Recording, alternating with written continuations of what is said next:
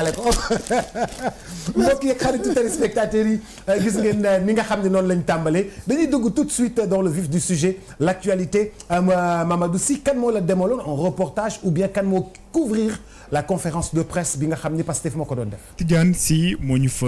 teewaloon moo ñu baaxee sax extrait bi nga xam ni Amadou Ba député parti bi di Pastef moo ci daal di addu jëm ci wàllum la loi interprétative portant sur l'abrogation de l'amnistie ñu seetaan ko. ñu xool ko te dellu si waat léegi tout de suite à la régie laay c'est parti.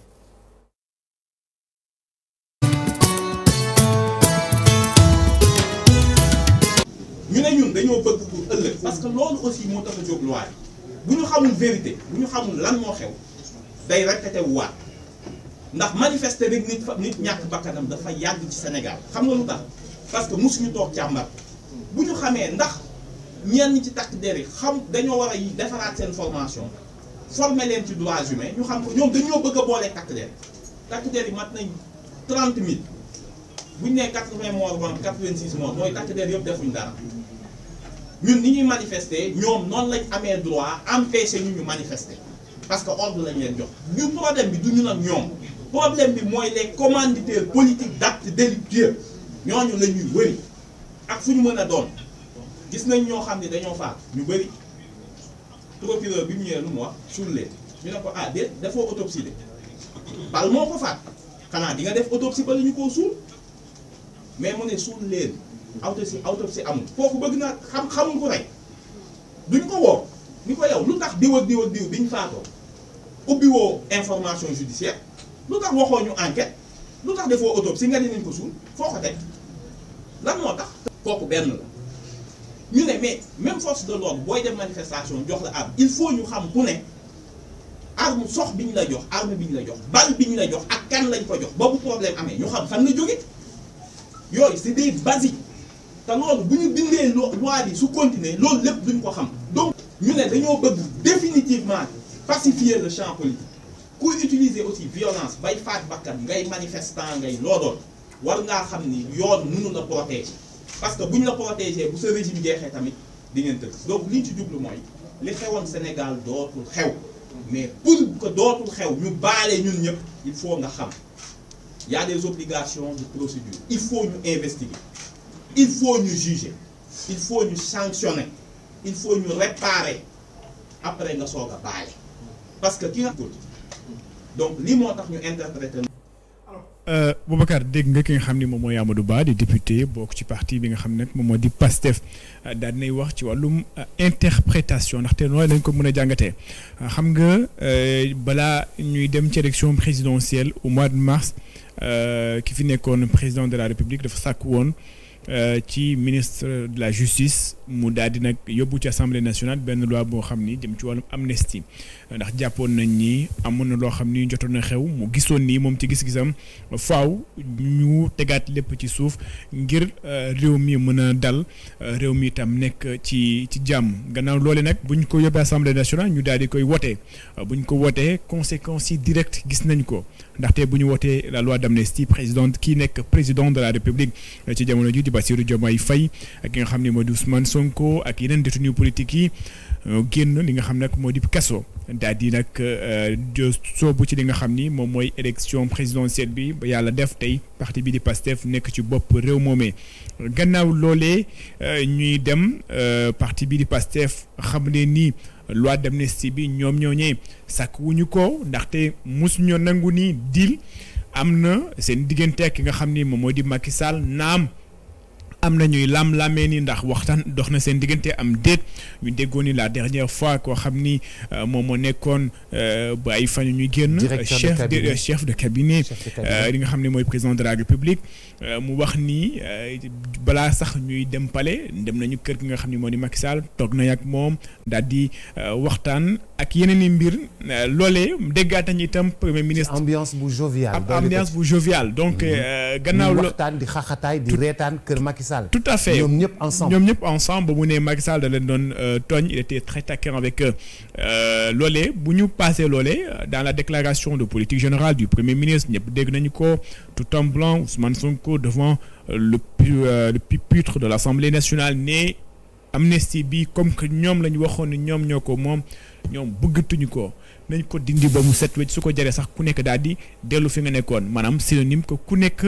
fi nga xam ne bu dee da nga nekkoon prison nga daal di fay dee xam nga ci manifestation yi bëri na woon na ay ndaw yoo xam ni dañ leen dencoon ci kaso yi mais grâce à la loi d'amnistie taxoon na ba ñu mën a ñibbi seen i kër. Maintenant c'est quoi la loi interprétative loolee la Pastef bëgg entre guillemets layal su ma ko mënee wax maanaam dañu ne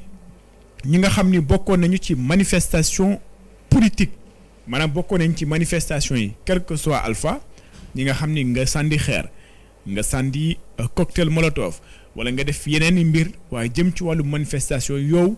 mbir mi maanaam amnistie bi maanaam mbir mi boo xoolee la loi d'amnistie elle est toujours en vigueur waaye dañ ko xaaj ci ñaari pàcc bu njëkk bi mooy ñi nga xam ni ñoom ñoo bokkoon ci manifestation ñoom ñooy sandikati xeer yi ñoom ñoo doon sànnate ak policiers ñoo doon toj Auchan yi ñoo doon dugg ñooñu dañuy faase seen i jëf maanaam bu ñu ubbiwaatee sax dossiers yi kenn du leen woow ñoom bokkuñu parce que dañuy jàpp ni c'est des manifestations à caractère politique bépp acte buñ ci mën a def dañ leen di koy jéggal maintenant ñoom lu ñu jàpp ni mënuñu ko baale mooy lu soxal wàllum des crimes de sang xam nga ci ay manifestations bëri woon na ay ndaw yoo xam ni ñàkkoon nañ ci seen bakkan loole nag dañ jàpp ni faaw ñu daal di koy leeral faaw ñu ubbi ab enquête dégg nga Amadou Ba mu ne procureur bi fi nekkoon moom sax il donne déjà des indications à la justice ci kan la ñu waroon woo kan la ñu war a woo procureur bi lu tax ubbi woon ab enquête ak kan maanaam ci jamono ji boo xoolee en général ci wàllum sama xel bu gàtt manifestants yi dañ leen di exempter ñoom bokkuñu ci waaye ñi nga xam ni ñoom ñooy les forces de défense et de sécurité ñu doon assurer ñun suñuy sécurité ñu doon. plus la justice plus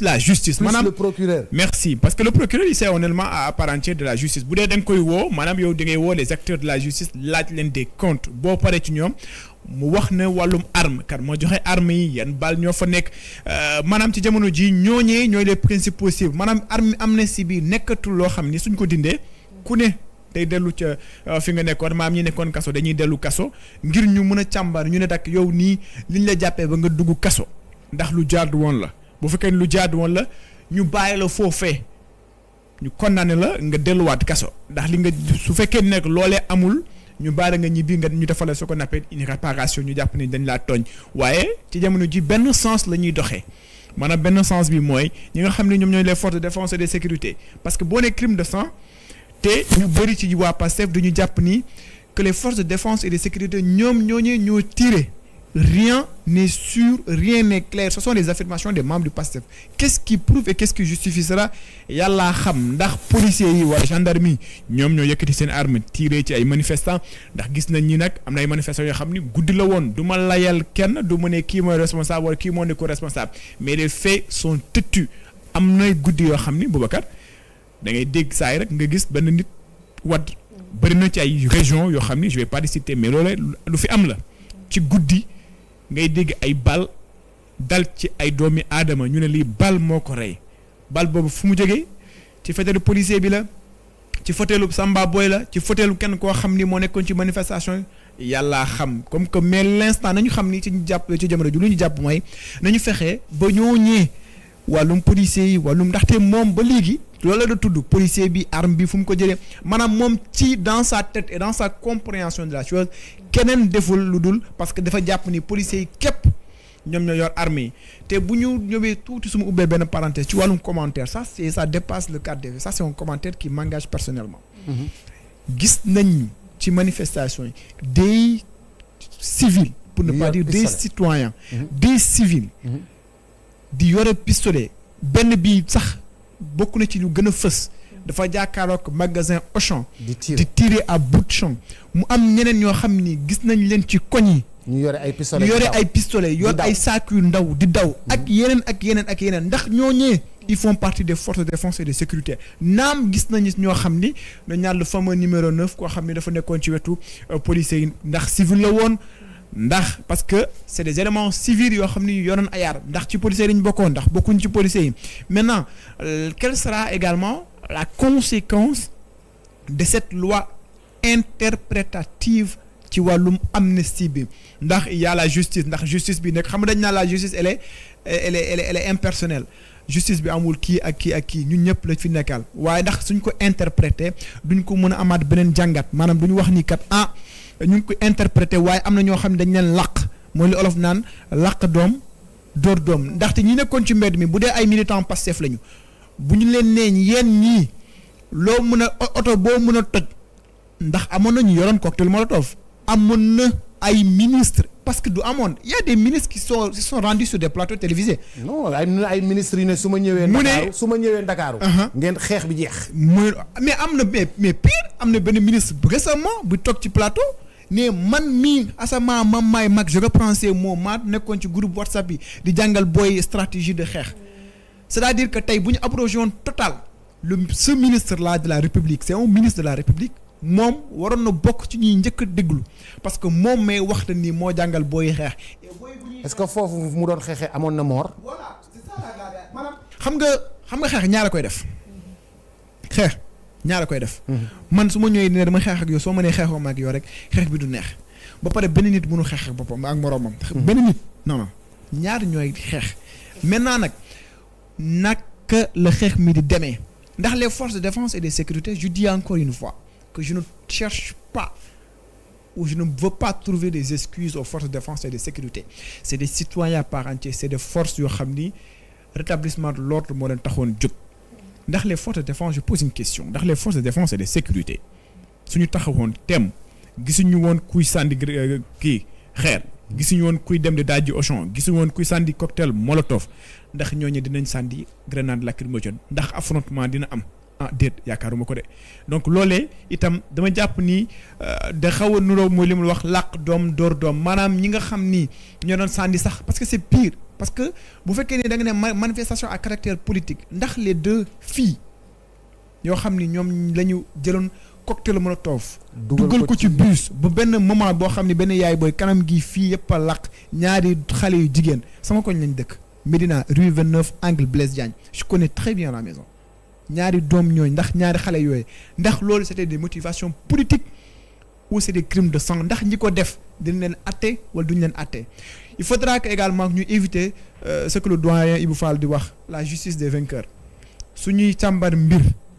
nañ ko teg ci table bi ñu càmbar ñëpp toute personne qui est responsable des actes crimes xam nga on est xam nga yaay incitateur bi man leen ñoo la ñuy xeex bu ñuy topp man dañ may topp de bu fekkee man maa incité maa incité ba mbir mi am man dañ ma war a topp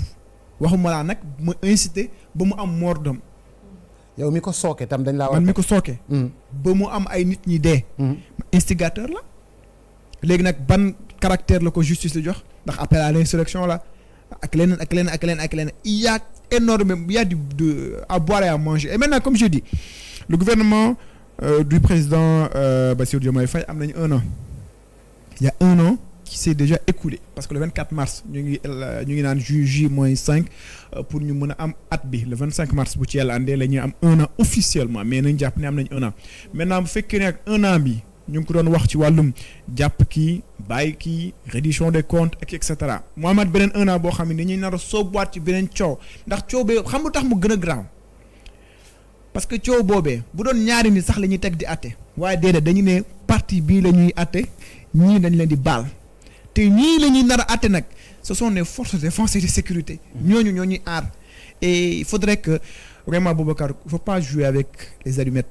il faut pas jouer avec des allumettes. et avec le feu xam nga lu tax. on a du pétrole et du gaz. non xam nga lu tax xam nga pourquoi il faut pas jouer avec le feu. sinon on risque de nous brûler avec. xam nga xal boo koy foowee. yàgg-yàgg da ngay lakk. te boo laqee day metti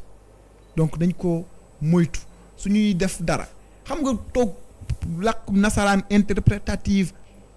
Amadou Ba il le dit dafa ne je le cite dafa ne ci conférence de presse bi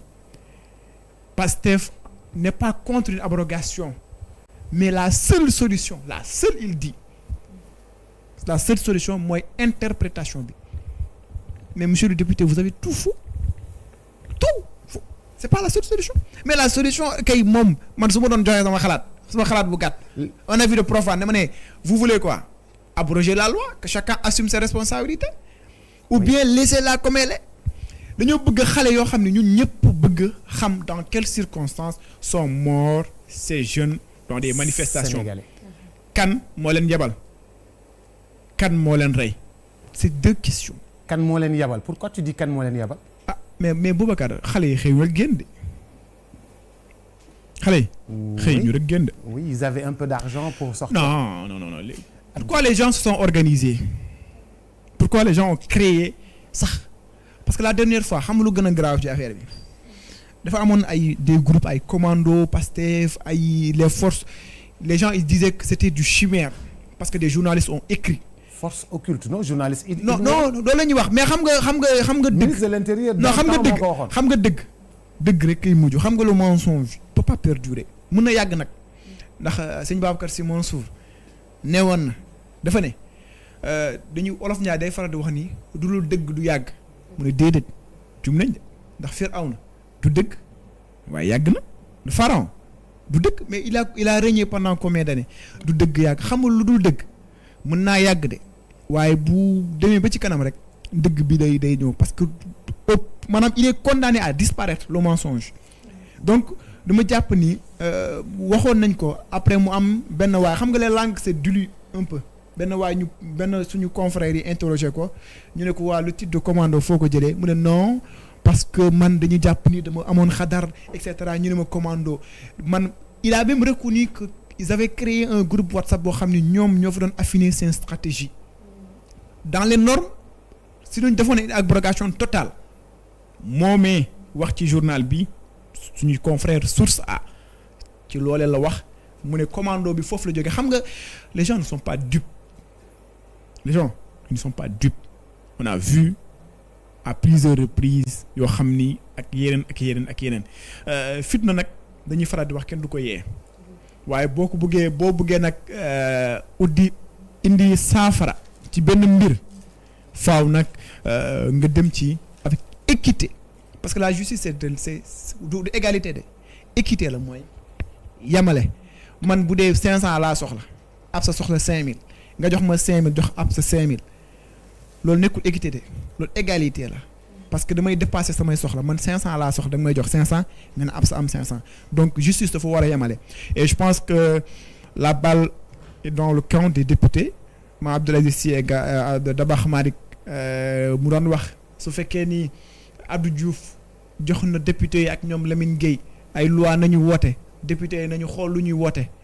lan la mën a jural digganteeg moom ak askan wi lan la mën a jurateeg moom ak suñuy borom donc les députés dinañu dem assemblée nationale le 2 avril et l'assemblée nationale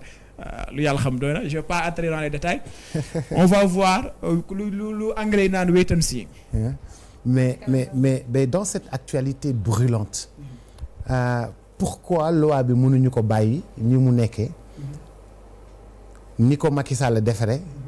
ba mu baax ne dafay rafetal ne daa bëgg dëkk bi dal ne daa bëgg dëkk bi jàmm bu fekkee ni sax ni ko Idrissa Seck waxee woon ne d'accordu ci Idrissa Seck dans le temps waxoon na lu tax d'accordu ci ni ko ñeneen ñi waxoon ni d'accorduñu ci ba ñu defal leen ko ba ñu génn jël nguur gi ne dañ koy changer bu ñu koy changer nañ changer lépp. loolu non moo tax ma ne la. ku nekk jël sa responsabilité interprétation. non moom laa lay wax dama bëgg ku nekk jël sa responsabilité. xam nga lan la ñu ku nekk li nga def nga assumer ko. xam nga ce qu'on appelle une fuite en avant. loolu laa ko jàppee l'interprétation de la loi d'amnistie c'est une fuite en avant quand on ne veut plus d'une chose dañ koy recracher mais bëgguma ko waaye mun naa lekk xaaj bi bàyyi beneen xaaj bi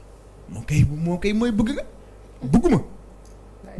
bëgguma li may naan ni waaye mun naa naan xaaj bàyyi xaaj bi mooy koy bëgg. et pourquoi les gens ne veulent pas assumer leur responsabilité. ce qui a été li nga def nga assumer ko. xam nga sa làmmiñ sa kàddu bu la jiitoo. waaw da ngay xaw a tuuti am problème parce que c'était une promesse de campagne. Ils sont obligés entre guillemets parce que boo ma nee soo ma wotelee dinaa def nii ma wotelee ba pare may toog di xaar. ñaata yoon la fi nit ni wax ni soo ma wotelee naa fi def li defu ko. mais bii c'est une promesse de campagne qui a engagé ñu bëri ñu wote parce que dañu bëgg mbir mi leer te bu fekkee nag ngelawaay dañoo bëgg mbir mi leer nañu teggi lépp man loolu laa sama xalaat bu gàtt nañu teggi lépp mbir mi leer amul lakk doom amul parce que c'est un jeu extrêmement dangereux parce que cibler une partie surtout partie boo xam ne ça a un lien je le dis bien parce que c'est une partie boo xam ne ñu cibler nii c'est sensible. mais c'est très sensible. Babacar Gaye barke démb. lire na fi ñetti article yu wane ni kenn mënta topp naturellement benn force de défense et de sécurité. xam nga dans un entre xam nga lañ naan xam nga boo amul xam-xam wala boo amul xam-xam wala boo wute xam-xam ñaar la da ngay lire wala da ngay lire mooy jàng bi nga am xam-xam wala nga déglu ñu xam nga dañu ne ci li nga xam ne ñoom ñooy que ce soit les jeunes wala et cetera maanaam dañ ne amul ku joxe ordre en matière de maintien de l'ordre ça je cite le major Kandji. amul koo xam ni kii moo joxe ordre wala kii moo joxe ordre maanaam soo nekk ordre bi fan la jógee amul dañ jàpp ne amul ko joxe ordre mais dañoo jóg di defi maintien de l'ordre y a pas c'est-à-dire que tu ne peux pas cibler mën nga wër ba suba mun na la wax ni kii la wala kii la wala kii la wala kii la et puis pire dans cette histoire en 2021 je vous pose la question qui était le haut commandant de la gendarmerie nationale? L'actuel ministre de l'Intérieur. Merci. Maintenant, si jamais on interprète cette loi et qu'on veuille entendre les forces de défense et de sécurité, est-ce qu'il sera entendu? L'actuel ministre de l'Intérieur. Est-ce qu'il sera entendu? C'est point une question. d'interrogation. C'est une question. booy duñu tëj affaire bi te dem avancé. C'est une question. non nañ tëj affaire bi te avancé nañ tëj.